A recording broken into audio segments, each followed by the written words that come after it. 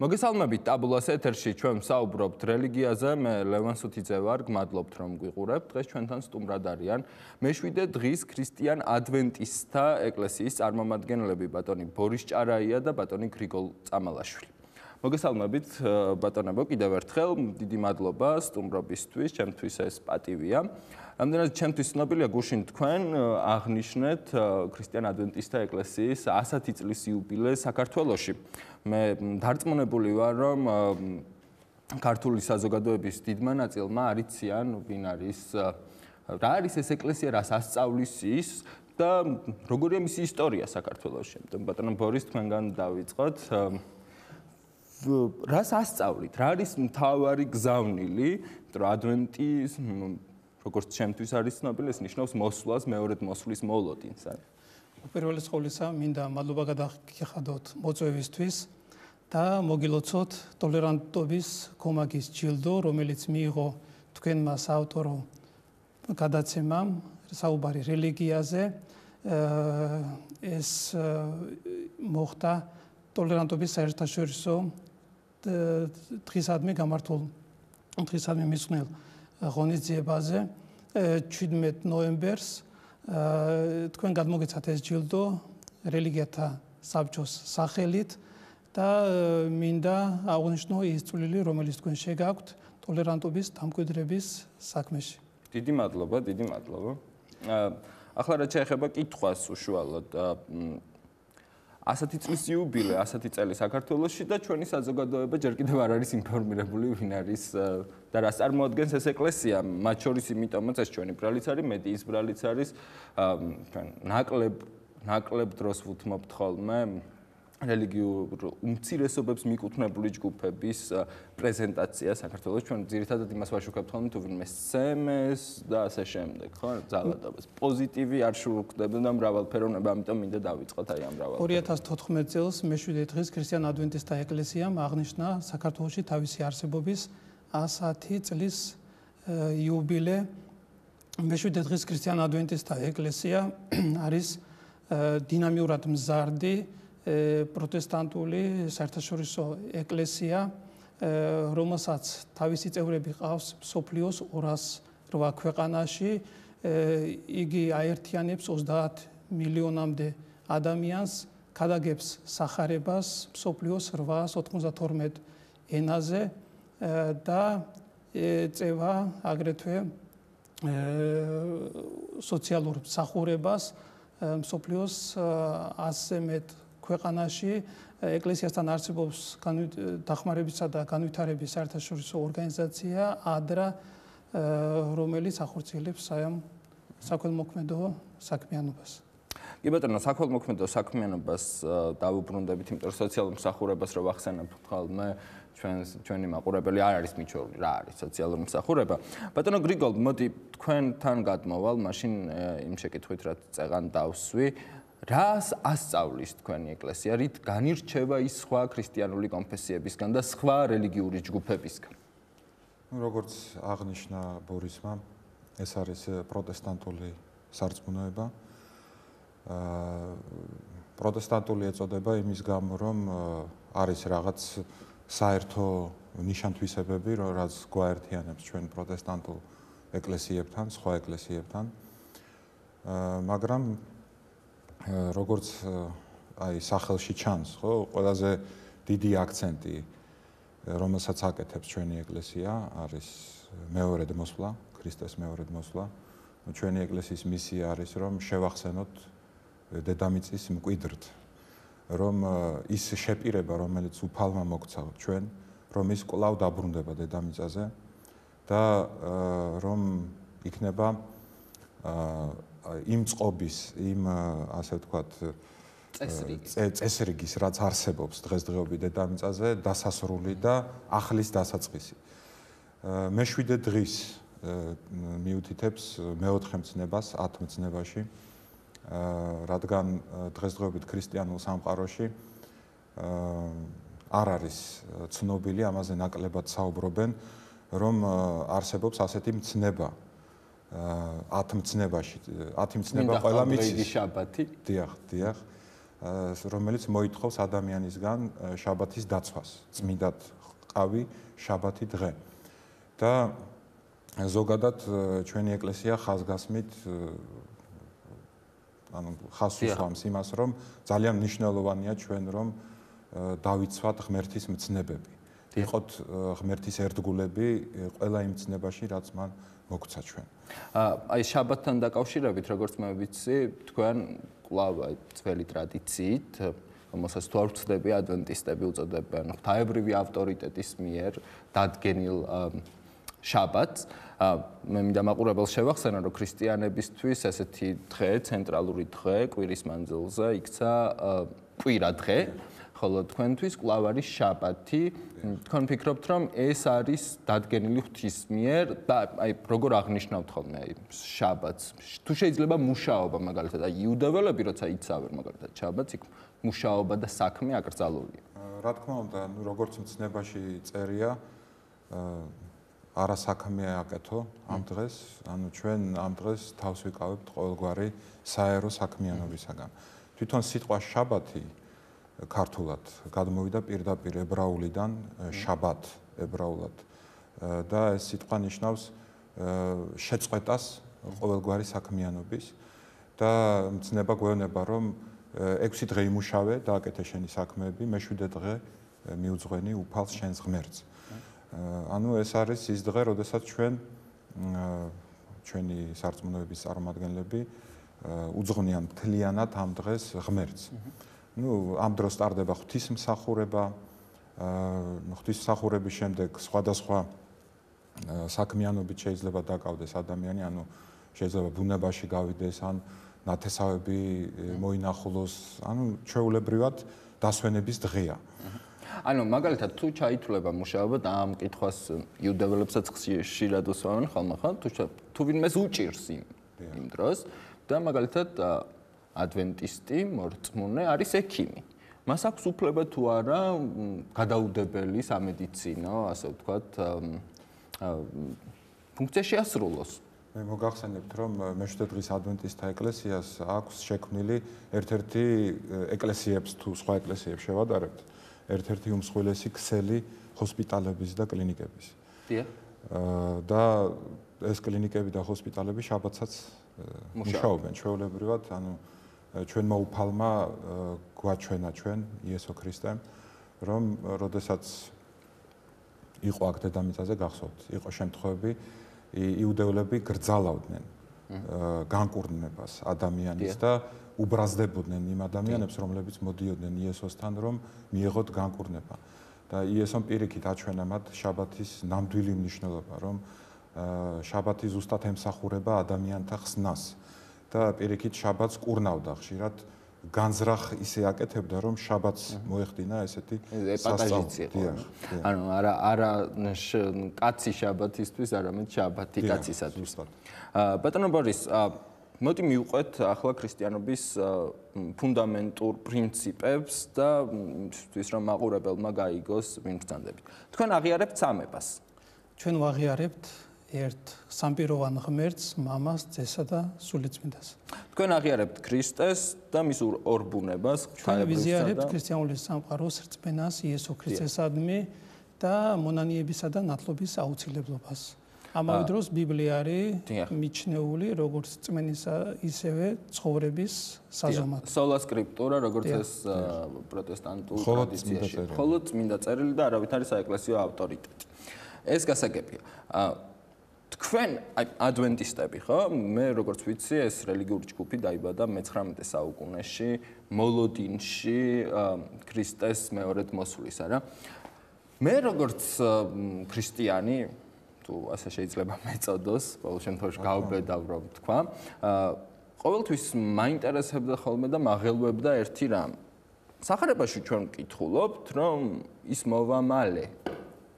და ეს მალე არ დადგა უკვე 2000 წელია. რატო? იმიტომ რომ ღმერთს არ ნებავს რომ ვინმე დაიღუპოს, არამედ რომ ყველანი მოვიდნენ ღვთის წინაშე სინანულით, რომ ყველამ აღიაროს უფალი და მაცხოვარი იესო ქრისტე, როგორც ხსნელი კაცობრიობისა, ღმერთი ახანგრძლივებს თუ შეიძლება ასე ითქვას მადლის დროს კაცობრიობისთვის ადამიანებს აქვს შესაძლებლობა მოვიდნენ მასთან, მოიქცნენ უფლისკენ და მიიღონ იგი რწმენით და იყვნენ მზად იმ სასუფევლისთვის, რომელსაც უფალი მათთვის ამზადებს. თქვენ როგორ უყურებთ ხოლმე ესეთ გავრცელებულ შეხედულებებს? დიდი იმედგაცრუება ერქვა რა იმ პერიოდს, როდესაც შტატებში, თუ არ ვცდები, შეერთებულ შტატებში მეთოდისტებისგან, ბაპტისტებისგან შეკრებულმა ქრისტიანებმა გადაწყვიტეს, რომ დაესახელებინათ კონკრეტული თარიღი, როდესაც უნდა მოსულიყო ქრისტე, შემდეგ ეს ასე არ მოხდა და ამას ეწოდა დიდი იმედგაცრუება, რა თავად ადვენტისტებიც ასე უწოდებენ მას. მე არ მინდა მაყურებელმა გაიგოს, ხშირად ამბობენ ხოლმე, რომ აი მათი წინასწარმეტყველებები არ ახდა. ასე იყო მართლმადიდებლურ ტრადიციაშიც, კათოლიკურ ტრადიციაშიც, მაგალითად იოანე ოქროპირმა თქვა, რომ ეს საუკუნე ისე არ გადაივლიდა, რომ ქრისტე არ მოსულიყო, არა. ყველა ცდება, როდესაც ასახელებს აი ამ მეორედ მოსვლის თარიღს, იმიტომ რომ თავად ბიბლიაშიც აღნიშნულია, რომ არავინ იცის დრო გარდა მამისა, რა. მაგრამ მიუხედავად ამისა, ეს მოლოდინი მარადიულად ცოცხალია, ანუ მაყურებელსაც რომ გავაგებინოთ, ხო? ჩვენ ვცხოვრობთ სამყაროში, სადაც იშვიათად ახსოვთ არათუ ისტორიის დასასრული, არამედ საკუთარი დასასრულიც, არა?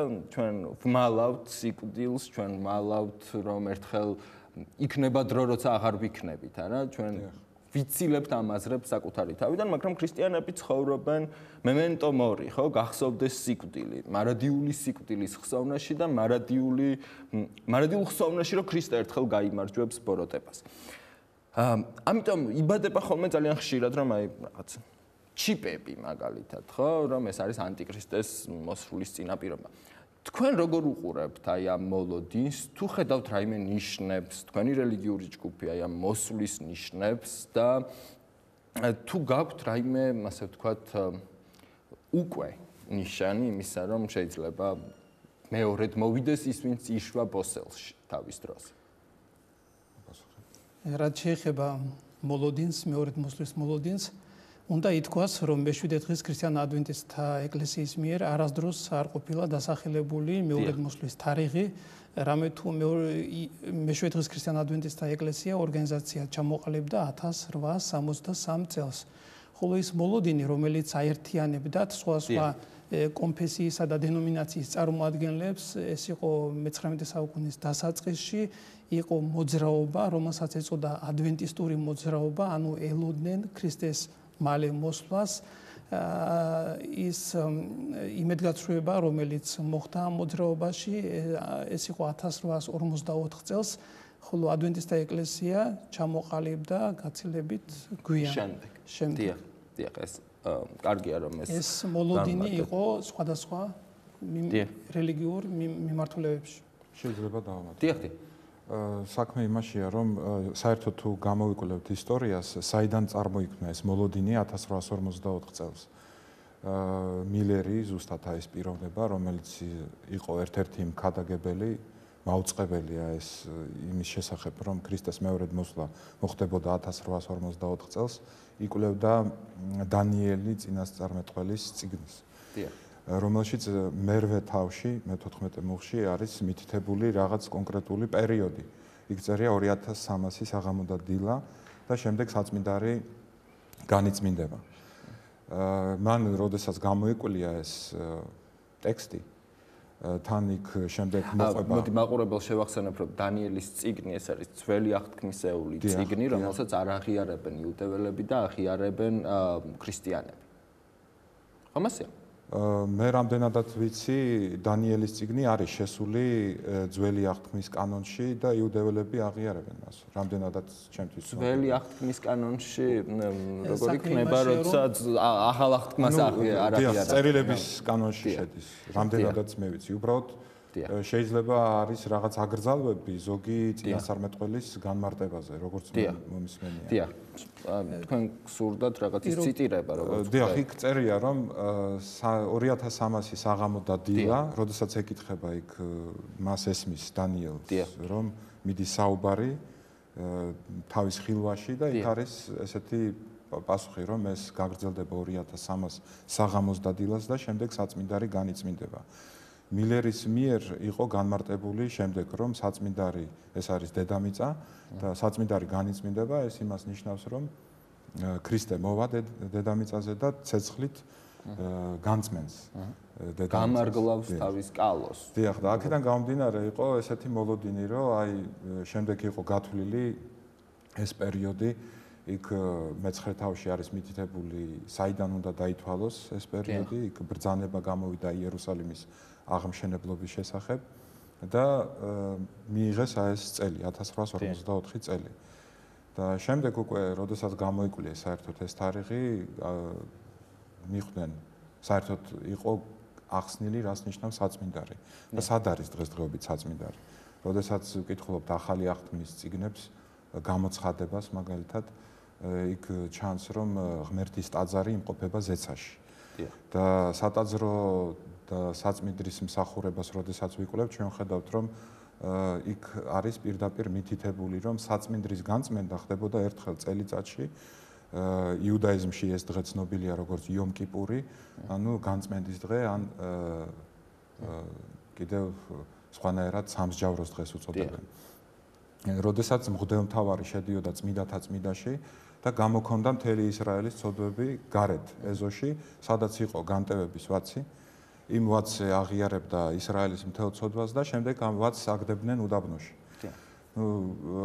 ეს ყველაფერი ქრისტიანულ ტრადიციას წამს, რომ ეს უკანასკნელი ვაცი და კრავი იყო ქრისტე, არა, რომელიც დაიკლა. აი ზუსტად ჩვენს სწავლებაში ჩვენ მიგვაჩნია, რომ აი ეს განტევების ვაცი აი იქ იყო ორი ვაცი. თუ ჩვენ გამოვიკვლებთ იმ დღეს, ესე იგი ერთი ვაცი, რომელსაც ეწოდებოდა ვაცი უფლისათვის და მეორე იყო განტევების ვაცი. თავიდან, როდესაც ეს მსახურება იწყებოდა, ხდებოდა ამ უფლისათვის ვაცის დაკლა. და შემდეგ ამ ვაცის სისხლით შედიოდა მღვდელმთავარი წმინდათა წმინდაში, სადაც აბყურებდა ამ სისხლს და შემდეგ გამოდიოდა გარეთ, განტევების ვაცზე წარმოთქვამდა ყველა ცოდვას და ამ ვაცს არ კლავდნენ, ამ ვაცს აგზავნდნენ უდაბნოში და ტოვებდნენ უდაბნოში, სადაც თვითონ ეს ვაცი იღუპებოდა. ჩვენ მიგვაჩნია, რომ აი ზუსტად ვაცი უფლისათვის, რომელიც იყო, ეს არის იესო ქრისტეს სიმბოლო და განტევების ვაცი, ეს არის სატანის სიმბოლო ზუსტად. რომ როდესაც ჩვენი მღვდელმთავარი იესო ქრისტე დაბრუნდება ზეციური ტაძრიდან დედამიწაზე, ის დააკისრებს თავისი ხალხის ცოდვებს აი იმ ბოროტს, რომელმაც წამოიწყო ეს ამბოხება ჯერ ზეცაში, ჩვენ ვიცით ლუციფერის ისტორია და შემდეგ ეს ამბოხება გადმოვიდა დედამიწაზეც, როდესაც მან აცდუნა ადამი და ევა. და შემდეგ ეს ცოდვის პრობლემა ყველა ადამიანში გადმოვიდა. მოდი განვიხილოთ აი ეს მეორედ მოსვლის და ისტორიის დასასრულის, ხო? თუ ისტორიის განახლების, როგორც ქნებავთ, ისე დავარქვათ, ხო? რა ხდება აპოკალიფსის წიგნში, ხო? იოანეს გამოცხადებაში? რა მიგაჩნიათ, მაგალითად, დაიღუპებიან თუ არა ისინი, ვინც სცოდეს? ანუ გაქრებიან თუ ისინი მარადიულად დაიტანჯებიან, მაგალითად, სულის უკვდავებას როგორ უყურებთ? რაც შეეხება განკითხვას, ადამიანები განიკითხებიან ღვთის კანონის მიხედვით, რამე თუ შეუძლებელი ადამიანმა წარმოიდგინოს განკითხვა სასამართლო კანონის გარეშე. სასამართლო პირდაპირ კავშირშია კანონთან. ღმერთს აქვს თავისი კანონი და ბიბლიაში ჩვენ ვხედავთ სხვადასხვა სახის კანონებს, მაგრამ უმთავრესი კანონი თავისი მნიშვნელობით ეს არის 10 მცნება, რომელიც თვითონ ღმერთმა თავისი ბაგეებით წარმოთქვა სინას მთაზე, მან თვითონ თავისი თითით დაწერა ქვის დაფებზე, ანუ ქვის ფიქალებზე და მისცა მოსეს. ეს კანონი იყო ჩადებული კიდობანში, რომელიც იმყოფებოდა საწმიდრის მეორე ნაწილში, რომელსაც ეწოდებოდა წმიდათა წმიდა. გარდა ამისა, იყო კანონი ცერემონიალური, ანუ რიტუალური კანონი, იყო აგრეთვე სამოქალაქო კანონი და შეგვიძლია ვთქვათ, რომ სანიტარული, ასე შეგვიძლია ასე ვუწოდოთ, სანიტარული კანონი. აი ამ ორ კანონს შორის იყო განსხვავება.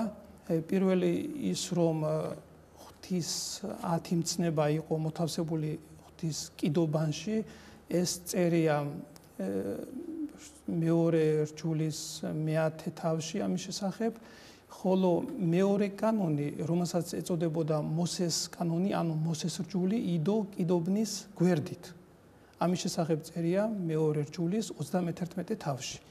ეს მეორე კანონი, მოსეს კანონი მიუთითებდა ხსნელზე, მესიაზე, ეს რიტუალები რაც ხდებოდა, ეს რიტუალები მიუთითებდა მესიის მოსვლაზე, იმ სხვებზე, რასაც ის გაიღებდა, როდესაც იესო ქრისტე შეეწერა ჩვენი ცოდვებისთვის, რა თქმა უნდა, ეს კანონი შესრულდა, ამის შემდეგ ჩვენ ღმერთს დღეს აღარ ვწირავთ სისხლიან მსხვერპლს. მაგრამ რაც შეეხება იმ კანონს, რომელიც მოიცავს 10 მცნებას, ეს არის ერთგვარი კონსტიტუცია, ზეციური კონსტიტუცია. ნებისმიერ ქვეყანაში არსებობს კონსტიტუცია და დანარჩენი კანონები უნდა იყოს თანხმობაში და უნდა ექვემდებარებოდეს აი ამ კონსტიტუციას. იგივე ხდება 10 მცნებასთან დაკავშირებითაც. ეს 10 მცნება, ეს არის ღვთის უზენაესი კანონი და განკითხვაც სწორედ აი თუ კი გავიხსენებთ იაკობ მოციქულის წიგნს მეორე თავს, იქ წერია რომ ადამიანები განიკითხებიან სწორედ კანონით, ღვთის კანონით. და ამიტომ ჩვენ ხას უსვამთ ღვთის კანონის 10 მცნების დაცვას. მათ შორის მე-4 მცნების დაცვას. ამ 10 მცნებიდან შაბათის. დიახ, არის ასეთი მოსაზრება, რომ ქრისტემ, იესო ქრისტემ შეცვალა ეს კანონი. ჩვენ არ ვქადაგებთ, არ ვასწავლით იმას, რომ ადამიანი გადარჩება, ადამიანი ცხონდება კანონის დაცვით. ადამიანი გადარჩება მადლით, რწმენის მეშვეობით. მადლი ეს არის ღვთის წყალობა ჩვენს მიმართ, ადამიანების მიმართ. ეს შეიძლება ვთქვათ, რომ ეს არის ღვთის ხელი, რომელსაც ის გვიწვდის ჩვენ, ხოლო რწმენა ეს არის ჩვენი ხელი, რომელსაც ჩვენ ვუწვდით ღმერთს, იმისათვის, რომ ღმერთმა გადაგვარჩინოს.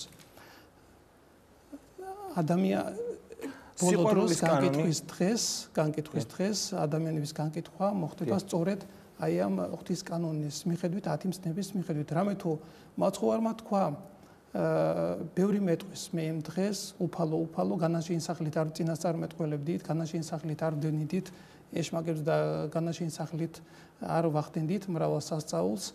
ამის შესახებ წერია მათეს სახარებაში. მაშინ უფალი ამბობს, რომ მე განუცხადებ მათ, მე არასოდეს გიცნობდი თქვენ, გამშორდით მოქმედნო უკანონობისა. რომელ კანონზეა საუბარი? საუბარია ღვთის მცნებებზე.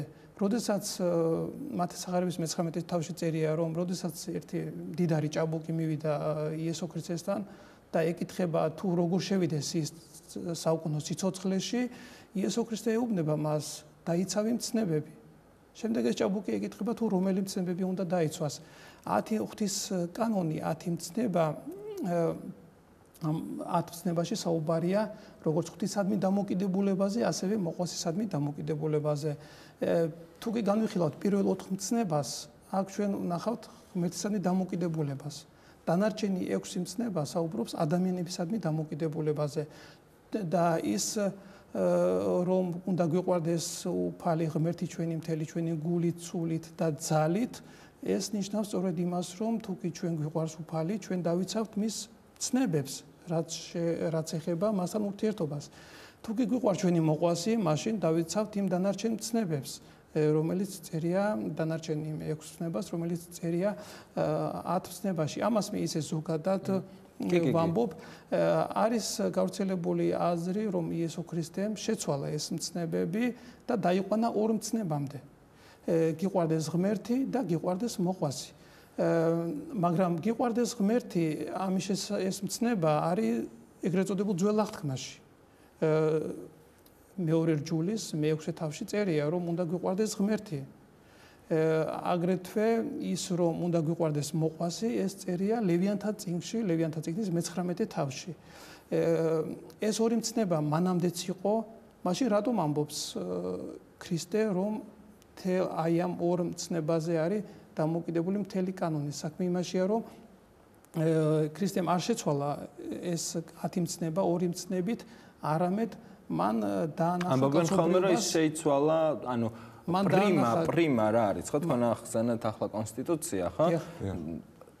ასე რომ მივუდგეთ, ხომ, არსებობს ისტორია ქრისტიანული ნარატივის მიხედვით, ხო? არ ვქადაგებ. შევდივარ ამ ნარატივში. არსებობს ღმერთი, რომელმაც შექმნა ადამიანი, ამოირჩია თავისი ერი, ეს ერი ამ ერს ასწავლიდა, მოძღვრავდა, ეს ერი წერდა რჯულის კანონებს, წერდა რჯულს და შემდეგ ხდება რაღაც ცენტრალური მომენტი, ხო? უცბად სადღაც ბეთლემში იბადება ქრისტე. განხორციელებული ღმერთი, რომელიც ჩემი ღრმარწმენით თავად არის კანონი, თავად არის სიყვარული, არა? შემდეგ ის განხორციელებული ღმერთი გადაგებს. არსებს თავის ეკლესიას და წარმოთქვავს მაგალითად 9 ნეტარებას, არა? ისეთი შთაბეჭდილება შეიძლება დარჩეს ახლა მაყურებელს, რომ ჩვენ აი ამ ახსრულების, აი ამ განახლების შემდეგ, მას შემდეგ რაც მოგვეცაც 9 ნეტარება, ხო, თუნდაც, რა? ნეტარი იყვნენ მოწყალენი, ნეტარი იყვნენ გულით წმინდანი, ნეტარი იყვნენ დაბალნი, ხო?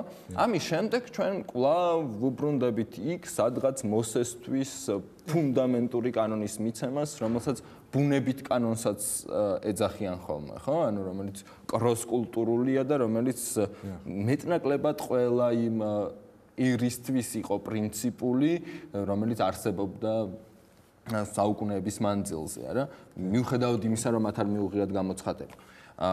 აქედან გამომდინარე, აი ახლა ზის ქრისტიანი გისმენ თქვენ და ფიქრობს, რომ აი რაღაცა მათი მცრე ხომ არ მოწველდა. რას უპასუხებდით მათ? ნუ დავასრულები მას. ესე იგი ამბობენ, რომ ქრისტემ შეცვალა ეს კანონი და მოხდა ახალი კანონი სიყვარულის შესახებ. მათ იოანეს სახარების მე-13 თავში წერია მაცხოვრის სიტყვები, როდესაც ის ამბობს, გიყვარდეს ერთმანეთი, ისე როგორც მე შეგიყვარეთ თქვენ, ხომ? და ამბობენ, ახალმწნევას გაძლევთ თქვენ, გიყვარდეთ ერთმანეთი, როგორც მე შეგიყვარეთ.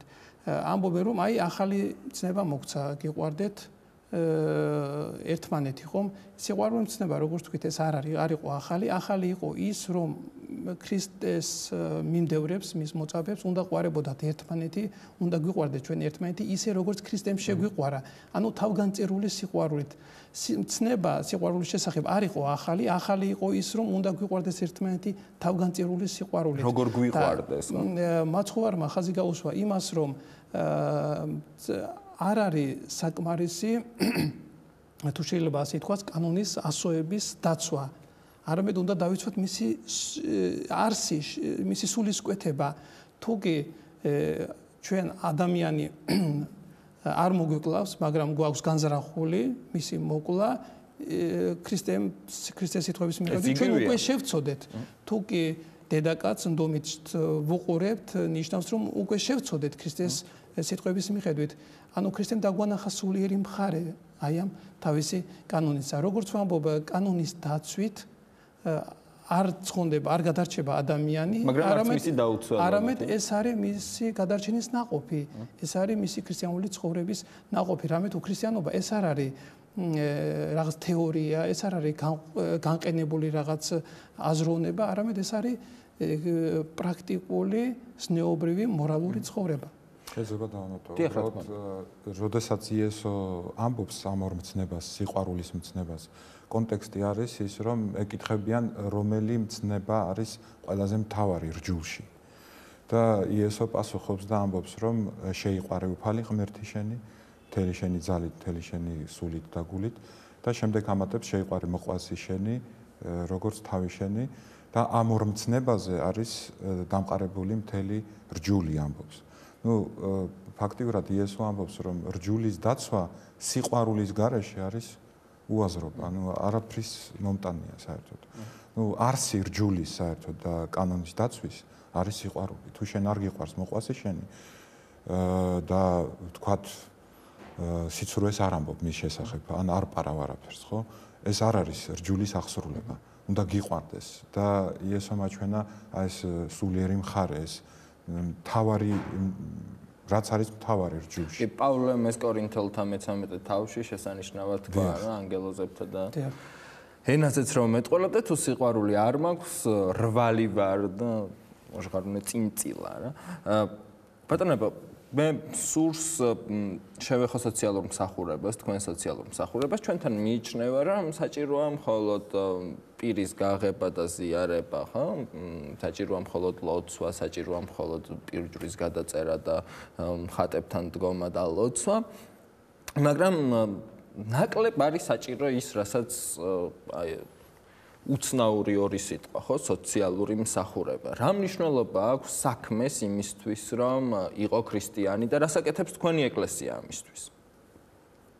სოციალური მსახურება გულისხმობს საზოგადოებრივ მსახურებას, როდესაც შენ როგორც ქრისტიანი პასუხისმგებლობას გრძნობ იმ შენი მეზობლის წინაშე, შენი მოყვასის წინაშე, აი როგორც მაგალითად იესო ყვება, რამოდენიმე იგავს ყვება იესო, მაგალითისთვის მოვიყვან ლაზარემ და მდიდრისი გავს. და იქ ასეთ სურათს გვიჩვენებს, რომ იყო მდიდარი კაცი, რომელიც კარგად ჭამდა, კარგად სვამდა და იყო საცოდავი ლაზარე, ღარიბი, რომელიც იჯდა მის კარიბჭეებთან და ნატრობდა, რომ ის ნამცეცები შეხვდეს, რაც მისი სუფრიდან იყრებოდა, მაგრამ მისი ნატრა არ სრულდებოდა, იმიტომ რომ ძაღლები ასწრებდნენ მას. პრობლემა რაშია, რომ იმ მდიდარს შეეძლო, რომ დაეხმარა იმ ლაზარესთვის. და საბოლოო ჯამში შემდეგ იესო ამბობს, რომ ის აღმოჩნდა ცეცხლში, ეს კიდევ ლაზარე აბრაამთან ერთად მიიღო წილი სასუფეველში. ამით იესო ასწავლიდა, იმიტომ რომ იუდაიზმში იყო გავრცელებული ესეთი წარმოდგენა, რომ მდიდარი ადამიანები არიან კურთხეულები, რადგან მათ აქვთ ეს ყველაფერი, ესე იგი ღმერთმა აკურთხა. თორსტები კალვინიზმიც რაღაც პერიოდში ამას გადაგებდა რა, იმიტომ რომ ამან წარმოშვა ვებერს დააწერინა ესე ცნობილი ნაშრომი, როგორც არის პროტესტანტიზმი და კაპიტალიზმის სული. საერთოდ ესეთი წარმოდგენები საკმაოდ მოდებულია საერთოდ საზოგადოებაში და პირიქით, როდესაც ხედავენ ღარიბ ადამიანს, კარგი ჯიპი ღმერთმა გვაჩუქა. ანუ ღარიბი ადამიანი პირიქით წეულია ღმერთისგან, ან თუ ღარიბია, ესე იგი რაღაცა დააშავა და ღმერთმა დასაჯა. ის წყალობაა, მაგალითად ლატარიაში რომ მილიონებს მოიგო, ეს არის. ბატონებო, მე თქვენი ეკლესიის ისტორიასაც მინდა მოკლედ შევეხო, იმიტომ რომ ჩვენ ცოტა დრო გრჩება. საბჭოთა პერიოდში, როგორც ვიცით, თქვენი ეკლესია განიცდიდა რეპრესიებს, არა? რა სახის იყო ეს რეპრესიები და როგორ უყურებთ თქვენ ტოტალიტარულ სახელმწიფოს და ზოგადად სახელმწიფოს? საქართველოშია მეშვიდე დღის ქრისტიან ადვენტისტთა ეკლესია იწყება 1904 წლიდან, როდესაც პირველმა ადვენტისტმა ქადაგებელმა დაიწყო თავისი מחარებლური მოღვაწეობა. 1909 წელს უკვე ყალიბდება თემი სოხუმში პირველი საკრებულო. 1925 წელს ჩატარდა მეშვიდე დღის ქრისტიან ადვენტისტთა ტრანსკავკასიური ყრილობა თბილისში. ამის შემდეგ დაიწყო რეპრესიები. რეპრესიების შედეგად ეს საკრებულოები თითქმის დაშლილი იყო. 50-იან წლებში ისევ იზრდება ჩვენი ეკლესია საქართველოში, მაგრამ სამწუხაროდ ისევ აქვს ადგილი რეპრესიებს, იბეჭდება პუბლიკაციები, რომელსაც ჰქონდა დამამცირებლური და ცილისწამებლური ხასიათი. 60-იან წლებში ჩვენი ერთ-ერთი მქადაგებელი გააძევეს საქართველოდან, მას მისცეს 24 საათი იმისათვის, რომ დაეტოვებინა ეს ქვეყანა. ხოლო უკვე შეიძლება ითქვას ახალი ეტაპი, მეორე ეტაპი ჩვენი ეკლესიისა საქართველოს ისტორიის მეორე ეტაპი იწყება უკვე 1977 წლიდან. მაშინ ჩამოყალიბდა დღეს უკვე მოქმედი ეკლესიებიდან პირველი ეკლესია თბილისში ლოტკინის მთაზე. ამის შემდეგ ეკლესიამ გაიარა გარკვეული ეტაპები, გაშდნენ ქართველი ღვთისმსახურები, ქართველი ღვთისმეტყველები და ჩვენ დღეს ვცდილობთ ამ საზოგადოების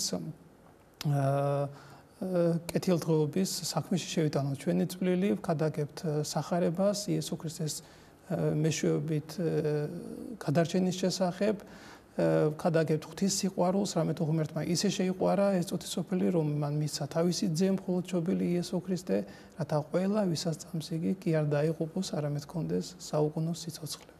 აი, ხშირად ამ რწმენას, ხო, ამბობენ, რომ სხვადასხვა რელიგიური უმცირესობის წარმომადგენლები მატერიალური მოგების და გამორჩენის მიზნით ავრცელებენ, ხო? ანუ ვიღაც ადამიანებს აძლევენ, როგორც გავრცელებულია ხოლმე, ხო, ეს ხშირად იბეჭდება ხოლმე, ხო?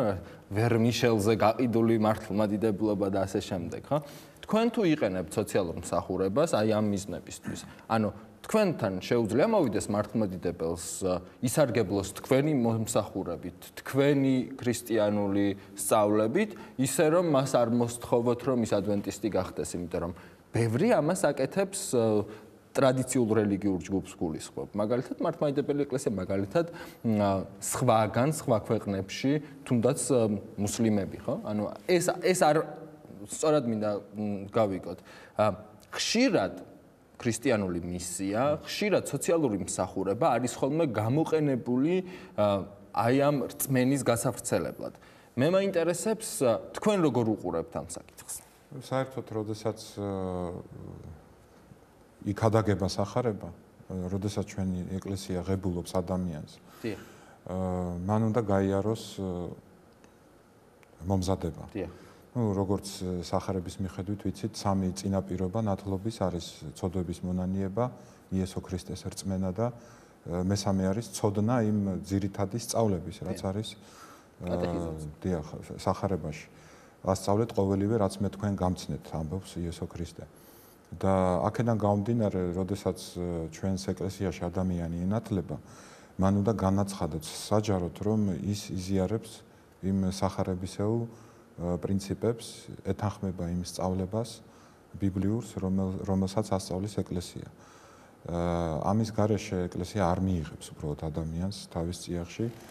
თვითონ ასე ვთქვათ, ხდება ადამიანის გაეკლესიურება, როდესაც ადამიანი ხდება ეკლესიის ნაწილი.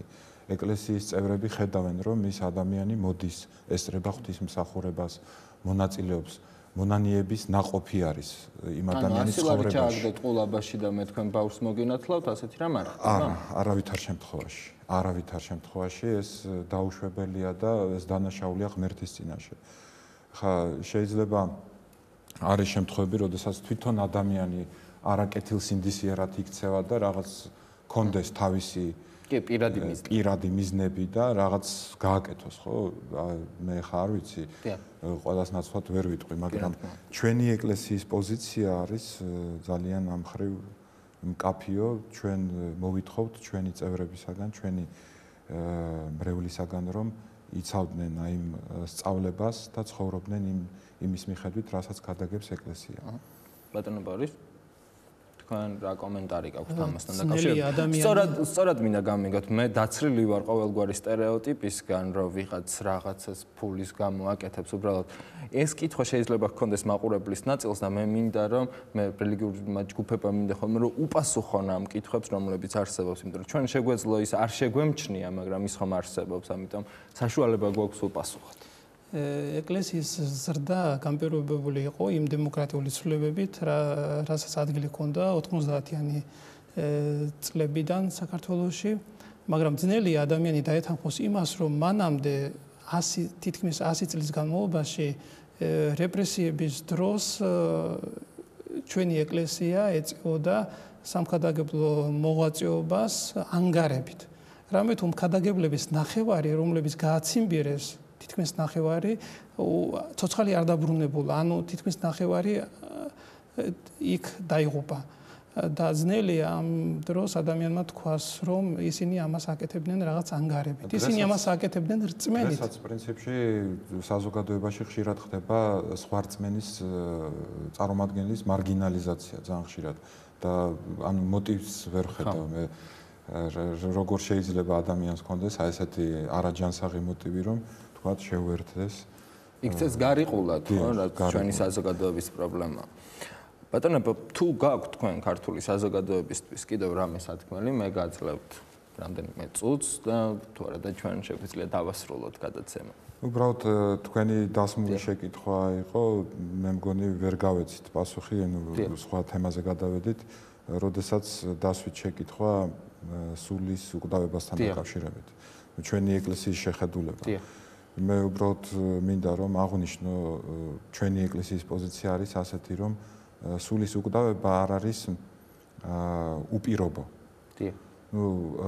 წმინდა წერილებში ჩვენ ხედავთ რომ როდესაც ღმერთმა შექმნა სამოთხის შუაგულში იყო სიცოცხლის ხე და ზუსტად ამ სიცოცხლის ხისგან უნდა ეჭამა ადამიანს იმისათვის რომ გამხდარიყო უკვდავი. და ზუსტად როდესაც შესწოდა ადამიანმა და იქვე გვერდზე იყო სხვა ხე, იცით ხო, ბოროტის და კეთილის შემეცნების ხე, რისგანაც ჭამა ადამიანმა და ღმერთმა გააფრთხილა, რომ არ ჭამო, რადგან მოკვდები. მაგრამ ადამიანი ცდუნდა და ჭამა.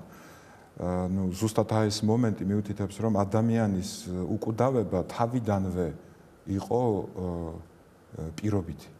და შემდეგ წერილებშიც, როდესაც უკვე იესო მოდის დედამიწაზე, ჩვენ ვკითხულობთ იოანე თავის ეპისტოლეში წერს, რომ ვისაც ძე ღვთისა ყავს, მას აქვს სიცოცხლე. ვისაც ძე ღვთისა არ ყავს, მას არ აქვს სიცოცხლე. აქედან გამომდინარე ჩვენი ეკლესიის პოზიცია არის, რომ თუ ადამიანი არ ემორჩილება სახარებას, არ იყენებს იმ შანსს, რასაც ღმერთი აძლევს მას. აი ქრისტეს რწმენას, ხო, როგორც თვითონ იესო ამბობს, რომ ვერავინ ვერ მივა მამასთან თუ არა ჩემით. თუ შენ არ აირჩიე იესო, თუ არ დაემორჩილე მის სახარებას, ეს იმას მიუთითებს, რომ შენ უარს ამბობს სიცოცხლეზე. თვითონ იესომ თქვა აღდგომა და სიცოცხლე. და რაც შეეხება შედეგს ამისა, როდესაც სამსჯავრო იქნება, ჩვენ ვკითხულობთ გამოცხადების წიგნში და ჩამოვიდა ცეცხლი ზეციდან და შთანთქა ისინი. აქ ჩვენ ხედავთ ზუსტად პასუხს თქვენ შეკითხვაზე, რომ დადგება მომენტი სამსჯავროს შემდეგ, როდესაც ეს ამბოხება გაქრება და სახარება საერთოდ თავდება სიტყვებით გამოცხადების, რომ ვიხილე ახალი ცა და ახალი მიწა და ტკივილი გოდება ყველაფერი რაც დაკავშირებულია ცოდვასთან და ბოროტებასთან აღარ იყო. დადგება მომენტი სამყაროში, როდესაც ის ამბოხება, რაც წამოიწყო ლუციფერმა, დასრულდება სრული განადგურებით. ეზეკიელის მეშვეობითაც ღმერთი ეუბნება ლუციფერს და აღარ იქნები უკუნისამდე.